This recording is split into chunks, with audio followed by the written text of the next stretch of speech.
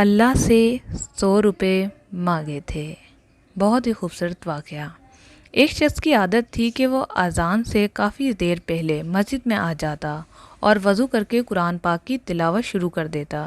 اس طرح جماعت ہونے سے پہلے سے تلاوت کے لیے کافی وقت مل جاتا۔ آج بھی کچھ اس طرح سے ہوا۔ وہ مسجد میں بیٹھا تلاوت کر رہا تھا کہ ایک چھوٹا بچہ مسجد میں داخل ہوا اور ہاتھ منہ دھو کر مسجد کے ایک کونے سے بیٹھ گیا۔ اس نے مسکرا کر بچے کی طرف دیکھا تو بچے نے بھی مسکراہٹ سے جواب دیا۔ وہ سر جھکا کر پھر تلاوت میں مشغول ہو گیا۔ تھوڑی دیر بعد تلاوت کے دوران اس نے سر اٹھا کر دیکھا تو وہ چھوٹا بچہ اپنے ننھے ہاتھ اٹھا کر آنکھیں بند کر کے دعا مانگ رہا ہے۔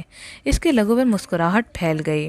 بچے کی دعا مانگنے کا انداز اتنا پیارا تھا کہ وہ بے ساختہ قرآن مجید بند کر کے اسے دیکھنے لگا۔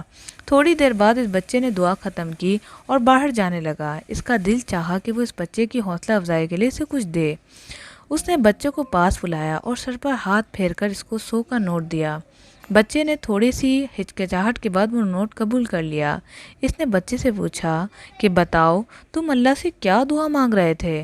بچے نے مسکراتے ہوئے کہا میرا چاکلیٹ کھانے کا دل کر رہا تھا تو میں نے اللہ سے 100 روپے مانگے تھے۔ یہ کہہ کر وہ چلا گیا۔ بچے کے جانے کے بعد بھی وہ اسی سمت دیکھتا رہا جس طرف وہ بچہ گیا تھا، جو اسے یقین اور اخلاص سے دعا مانگنے کا ایک طریقہ سکھا گیا تھا۔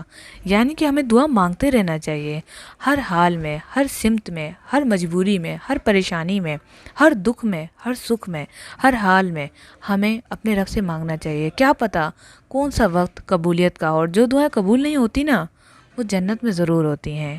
جزاک اللہ۔